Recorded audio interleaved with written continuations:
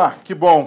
Estamos na lição 6 e o nosso assunto está relacionado ao capítulo 7 de Apocalipse, o povo de Deus selado. Você está lembrado, você está lembrada, que nós paramos em Apocalipse 6, 14 e 17, no sexto selo, quando os ímpios, diante da expectativa da segunda vinda de Cristo, vão desesperadamente pedir às rochas, às montanhas, no linguajar atual, talvez pedir aos edifícios, aos prédios que caiam sobre eles, porque eles não podem contemplar a glória do Cordeiro, que é Jesus, que está voltando. Eles fizeram a sua escolha, a sua opção, estão perdidos, então eles entram em desespero. Mas no final do capítulo 6, no verso 17, eles deixam uma pergunta. A pergunta diz o seguinte: chegou o grande dia da ira deles, ou do Cordeiro, que é Jesus, e quem poderá subsistir? Fica essa pergunta no ar. Então, o autor do Apocalipse, logicamente inspirado por Deus, tem a visão do capítulo 7. E a visão do capítulo 7, o que ele tem? Ele mostra os salvos, os selados, os preparados, e ele coloca isto com duas figuras. Primeiro, os 144 mil de todas as tribos de Israel. Israel aqui no caso é simbólico do povo de Deus, porque as tribos hoje na verdade não existem como existiam no passado.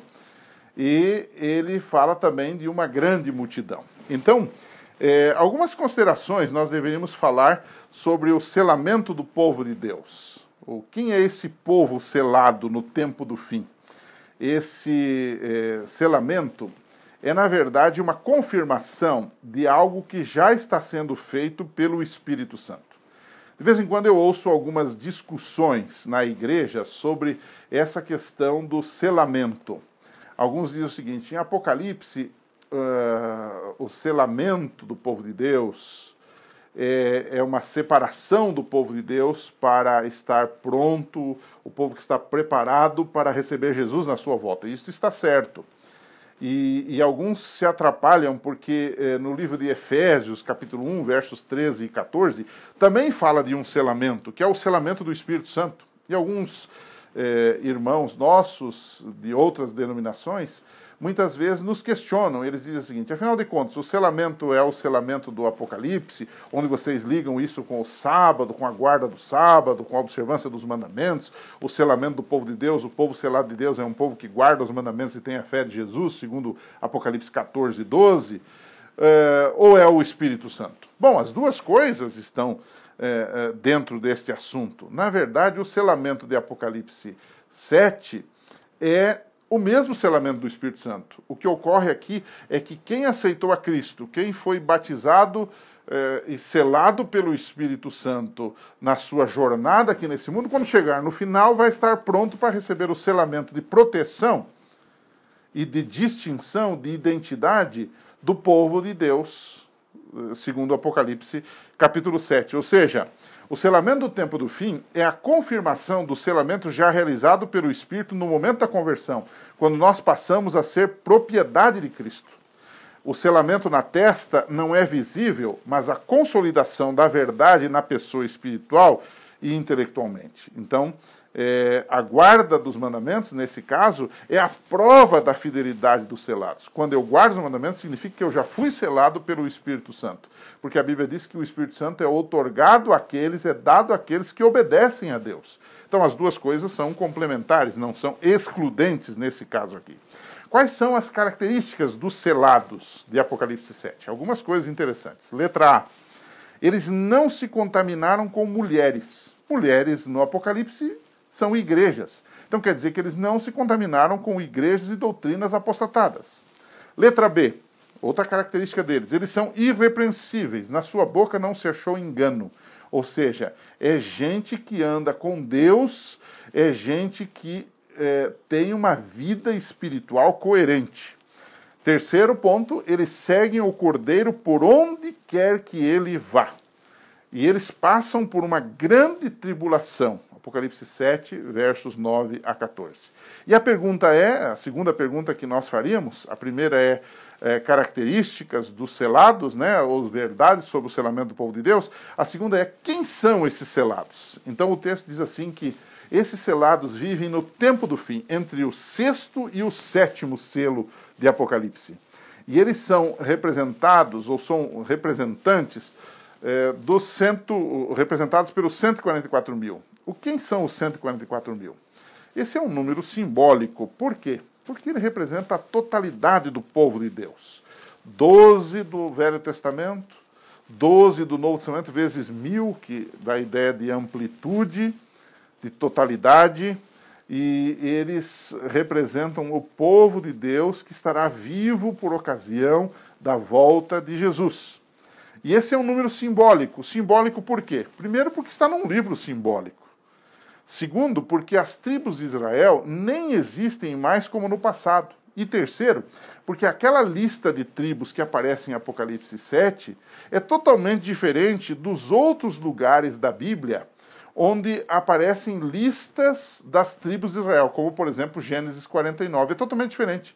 Então isso indica o seguinte, que o critério de Apocalipse 7 não é sanguíneo, não é ser um judeu natural, mas é ser um judeu no sentido da fé, israelita pela fé. O critério agora é espiritual e não histórico ou sanguíneo. Se você quiser conhecer um pouco mais sobre isso, leia Apocalipse 7, a lista das tribos, das 12 tribos. Depois leia Ezequiel 48, que aparece uma outra lista diferente de Apocalipse 7. E ainda leia a lista original, que é Gênesis 49, totalmente diferente dessa lista de Apocalipse 7, né? Um outro ponto interessante é que esse grupo forma uma grande multidão de salvos que passa por uma grande tribulação. Aliás, o autor da lição toca de leve nesse assunto, mas, e aí a gente não precisa entrar em polêmica, alguns creem que, na verdade, o que temos em Apocalipse 7 são o mesmo grupo, tanto os 144 mil como a grande multidão. Quer dizer que são pessoas que estarão vivas por ocasião da volta de Jesus. Por que dizemos isso? Porque uma análise na literatura do Apocalipse, a gente percebe que ele tem um recurso audiovisual. Muitas vezes ele fala ou ele ouve alguém, ele ouve, por exemplo, um leão. Apocalipse 5, verso 5, por exemplo. Ele ouve um leão. Mas, quando ele se vira, ele vê um cordeiro. Mas é o mesmo personagem. O leão é Jesus e o cordeiro também é Jesus.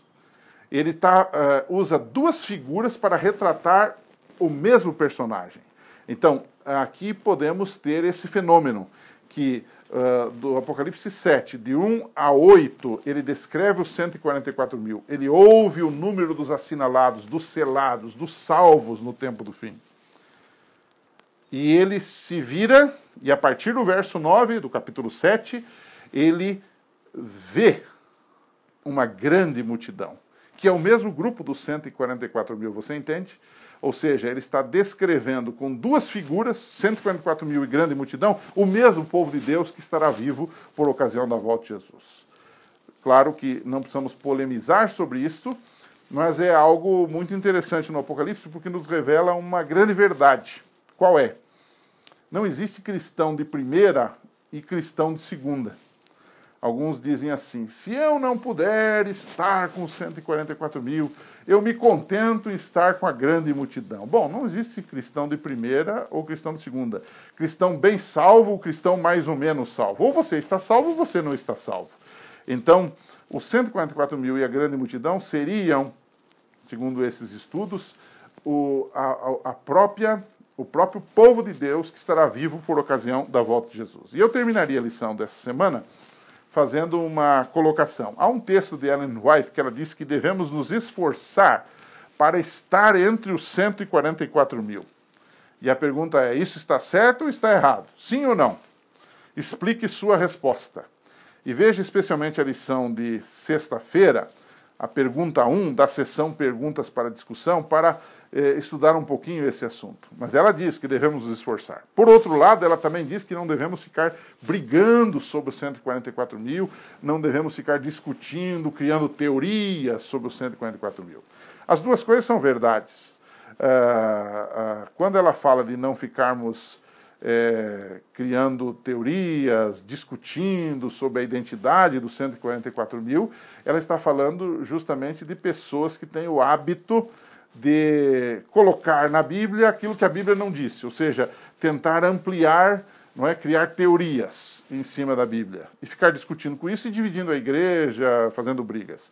Por outro lado, quando ela diz que devemos nos esforçar para estar entre os 144 mil, ela está dizendo sobre as qualidades dos 144 mil, que são pessoas irrepreensíveis, que seguem a Jesus por onde quer que ele vá, que não se contaminaram com mulheres no sentido de doutrinas, a partir do momento que conhecem a verdade, não voltam à Babilônia, enfim, todo esse contexto deve ser bem considerado. É um assunto profundo, mas com certeza, com o auxílio da nossa lição, da Bíblia, de outras literaturas, você vai ampliar esse conhecimento com os seus alunos. Um abraço e a gente se encontra aqui até a semana que vem.